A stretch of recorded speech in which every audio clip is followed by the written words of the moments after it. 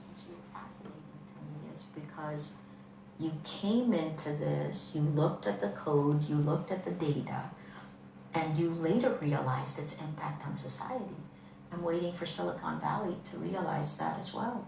Do you think Silicon Valley, which is predominantly run by white privileged men, large number of whom are American, do you think that plays a role? Huge. Like if more people from the Philippines or other countries were in leadership roles in tech, do you think that would make a difference? I'd like to say if journalists were the ones making some of the tech decisions, it would be a little bit easier, it would be better. So when Mark Zuckerberg essentially said that it is okay for politicians to lie, that spells doom in this tech-enabled world, right? That spells the end of democracy, because you cannot tell fact from fiction. Before you can create a marketplace, you have to have rules of a marketplace, and the rules that we have in social media don't work. You also talked about values. What are the values? What are the values of tech? Optimization, monetization. Thank you. Right. I think actually one of the things that lots of journalists even celebrated back when tech was cool was the mantra of Facebook: move fast and break things. And the hubris of that, not really thinking that what you could be doing is breaking democracy, and not just in your own country but around the world. And even with the evidence there, right? So well, it's interesting that you bring up the death toll of the current regime in the Philippines. I think to Myanmar, yes, where Facebook was actually warned by journalists, the United Nations, about what was happening, where Facebook's systems were being deliberately exploited to propagate hate messaging, which contributed, and this is not me saying it, this is the United Nations saying, contributing to ethnic violence and ethnic cleansing. Yeah. We would have thought that would be quite a big deal for any CEO to sort of be told that. When you look at Facebook's response about that, where, well, the world's complicated, we'll try harder, meanwhile thousands of people get murdered, do you think that there are parallels between what happened in Myanmar and what either is happening or could even progress to happen in the Philippines? It's in every country, right? The ethnic violence is still continuing in Myanmar. The information operations that's led by the military is still continuing in Myanmar on Facebook. The guy who led that UN fact-finding was Marzuki Darusman. He's an Indonesian who used to head the Commission on Human Rights. That report is damning. Facebook has its own independent report, and they say the same things. I'm shocked. Nothing yet is moving, and that's part of the reason. So here we go, like, what do? I mean, I'm not completely against Facebook, although right now I am. I mean, we're fact-checking partners. You're against bad behavior. I'm against impunity. Yeah. Right? If you look at it, every time Facebook tries to do the right thing, the market's incentives actually punishes them. I provided a lot of information to American regulators. Facebook received the largest fine that a technology company had received in history. Yeah. $5 billion from the FTC, yeah, and $100 million from the SEC. And the share value went up. We're in a weird situation now where you can be at the helm of a company that has received the largest financial penalty of a company in your industry in all of history, and shareholders go, great, let's buy more stock. Because the worst that can happen is that much money. When you do something really bad, sure, it's going to take a ding off of this year's profit margin, but hey-ho, that's it. What do you think can be done or should be done?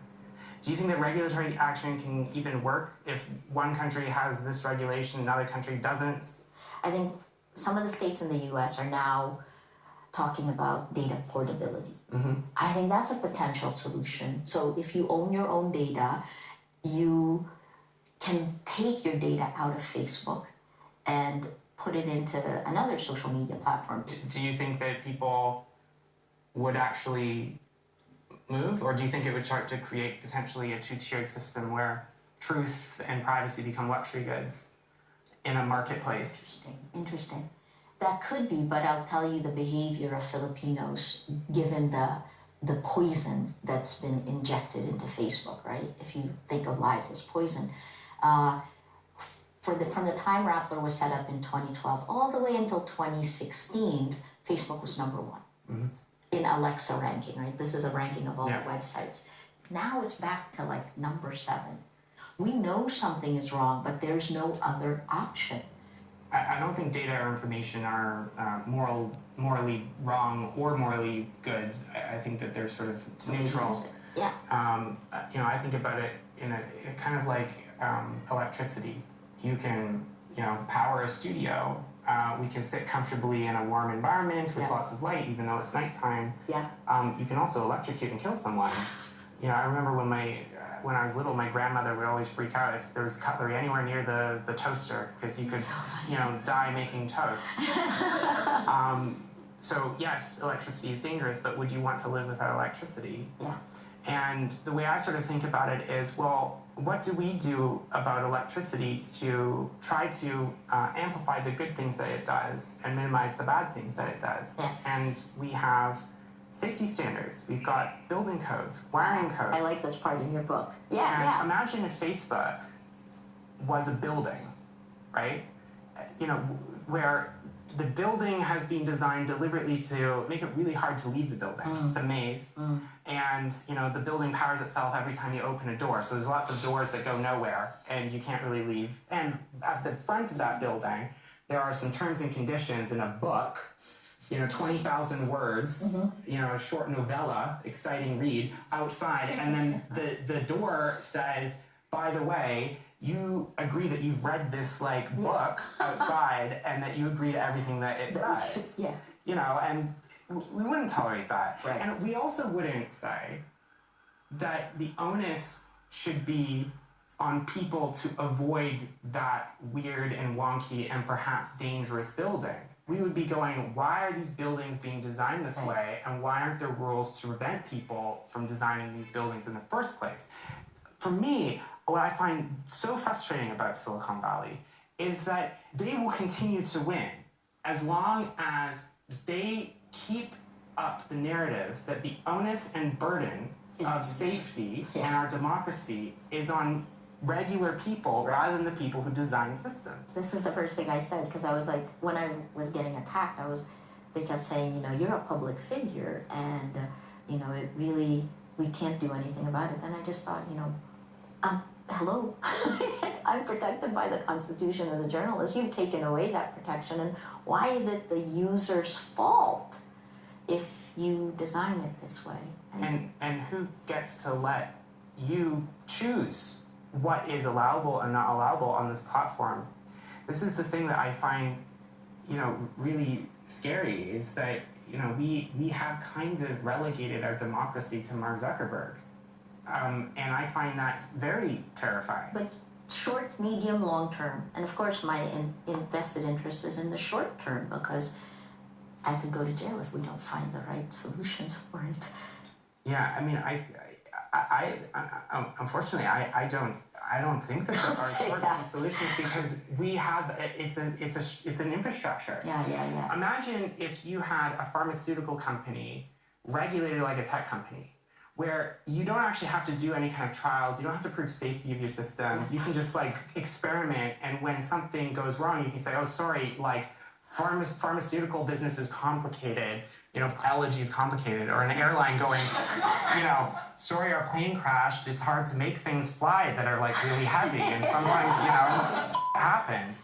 But when you look at the reaction that Facebook has, whether it was in Myanmar, in the Philippines, in New Zealand, Sri Lanka, the list goes on. The press release is a pro forma standard. The world is really complicated. We got it wrong this time. We're going to work to do better. And I question, why is it that you're allowed to experiment on societies, and when real people get killed, there are no actual consequences? And, I feel safe mostly when I go onto a plane or take a drug from a doctor. So, I think that people should feel safe going online as well. Yes, agree. They've gotten away with impunity. so far. Also because old power looked away. They abdicated responsibility to the young guys who know what they're doing. Do you think that Mark Zuckerberg is in He's a effect publisher. a new editor, a new publisher? Are they not publishing? Right? And are they not allowing it? It's like they invited people to their house and they gave everyone guns and said it's the Wild Wild West. So yes, I think that, wow, I can't believe I'm saying that. Do you think that information is a weapon or can be used? Oh my God, isn't it? Isn't the weaponization of information, isn't that what's killing democracy? I think if you look at Donald Trump, he has eroded the American Constitution, has, gotten away with an impeachment, and is at the same time, putting children in cages at the American border, and undermining, civic cohesion in the United States. And I look at that and I just think that there is destruction that is happening, and it is the product of information, or rather disinformation. Absolutely. And that is dangerous. And so in that sense, I think that information can be a weapon. But at the same time, journalists also use information, for good. The gatekeeper in this public sphere. The world's largest distributor of news is Facebook. YouTube comes in a very close second, right, in terms of, and the designs of both of these platforms are optimized to manipulate, to sell us and our data at our weakest possible moment to the person or company that will pay for an intended result. It's like these are platforms now that are designed, they're behavioral modification systems, and we are Pavlov's dogs going in there. All right, wait. On that note, I know. perhaps let's open it up to Pavlov's dogs for some questions. A lot of these challenges we're confronting right now are like, for example, epidemics. We've had a terrible measles epidemic in the Philippines. We've got coronavirus right now, which is being significantly complicated by misinformation. Do you see any hope that those kind of real-world costs are going to start being recognized by even some of the more authoritarian actors? So in the Philippines, I'll say yes. The government has now talked about how they're going to run after the fake news that's being said about the coronavirus. Right? But then again, the government's own machinery is the one pumping out news, because it is pumping out lies, because it takes the attention, it refocuses attention from things going wrong. I guess I'm curious why the West always calls it misinformation. It's disinformation. It is meant to manipulate you. The disinformation networks go bottom up from each of our countries in the global south and connect to this kind of nervous system that in my country now is combining Russia and China. It is scary as all heck, but this is how information is weaponized for power. And who can control this right now? Silicon Valley. The immediate solution. This is to Christopher. So in 2013, while you were still with SCL Group, you had set up a similar company called arg.us. And according to BuzzFeed, you had told an acquaintance of yours that you wanted to build the NSA's wet dream. And you also claimed that evil pays more. So... Sure, that's not true. One of the things that I've learned is that, when you go up against a company that specializes in disinformation, it also uses that and creates narratives about people who criticize. So I don't take your assertion as valid, and it's simply not true. I did not set up that company. I do not remember, and I have not seen any actual substantive evidence to substantiate this flippant comment. Okay, well, it seems to me that you helped create these tools, which you admitted to building, and eventually these tools were misappropriated, and they were used to hijack elections and undermine democracy. So do you understand why some people would question your motives today? Of course, I understand that, and I think it's healthy for people to, have skepticism of anybody who talks about anything. I understand that I was involved in creating a company that, ended up doing some really terrible things, not just in the United States, but in many countries around the world. When I joined SCL, I was, 23, 24. I recognized that I did not know enough about what I was doing.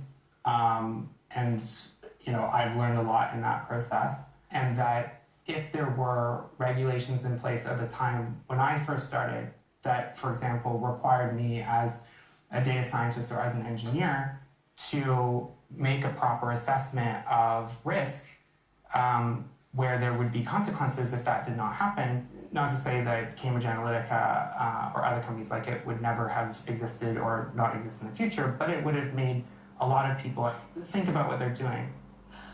Considering the judicial and the political situation in the Philippines, what advice would you give to a potential Filipino whistleblower? Chris first. It's not out there. I'll say one thing. Lawyers, lawyers, lawyers, lawyers. Talk to lawyers. The lawyers have saved my life on so many occasions. That's all I would say. Whistleblowers in the Philippines have a horrendous track record, and part of the reason we have so few, and the reason why fear now works, is precisely because it is the whistleblower who suffers versus whoever they blow the whistle against. I've submitted myself to the men and women inside the judiciary who I hope will abide by the spirit of the Constitution, but I am very cognizant that they have families to protect, they have reputations and ambitions, and this makes our justice system extremely flawed, but I submit myself to that. This is for Christopher. You've recently been banned from Facebook, and there's been a study to show that when people deactivate their Facebook accounts, they generally become happier. So I was wondering if this has affected your mood at all. So yeah, I'm banned on Facebook, and I'm also banned on Instagram because it's owned by Facebook. So my life no longer has well-curated pictures of avocado toast and thirst traps. Am I happier without using Facebook? Not really, and here's why.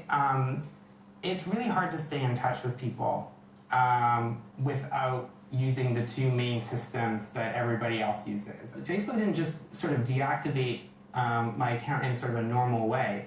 I got completely erased off of Facebook. I don't exist anymore. And my photos, my memories, my friend groups, all went away. And when you look at other examples in history of where the sort of collective memory of a person is erased, you had that in, for example, the Soviet Union, where if you spoke out against the regime, you would be disappeared, not just physically, but literally your photos would go away. Mentions of you would go away. And it felt really weird to look at 10 years of my life disappearing. They didn't just ban me, they deleted me. And it felt really weird to be deleted. I am more broadly happier, I feel lighter because I've sort of gone through this somewhat unscathed in that sense. But I do miss being able to be in touch with people. I think for me, my final thought is that we've got a really serious problem. To me, it feels like the kinds of existential crisis that we have, in some ways like climate change.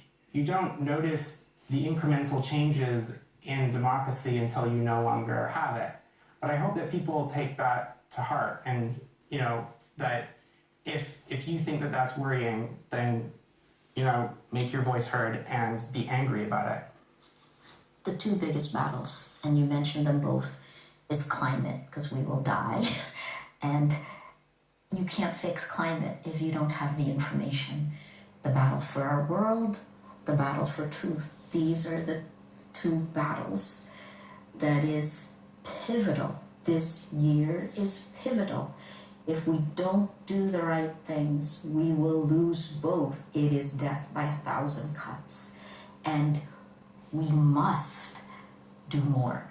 I don't think it's being a Debbie Downer, because obviously we have hope.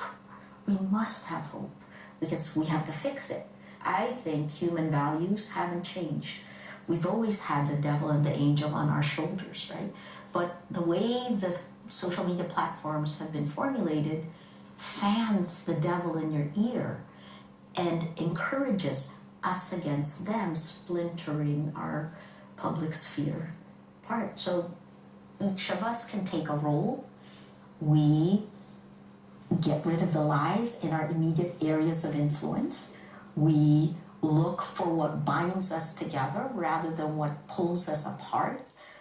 We act a little bit like outsiders so that we can understand and analyze a little bit better. And I think for the journalists in the audience, there is no time that requires the mission of journalism, of truth tellers. No time like now. We need to do this, and we need to do it now.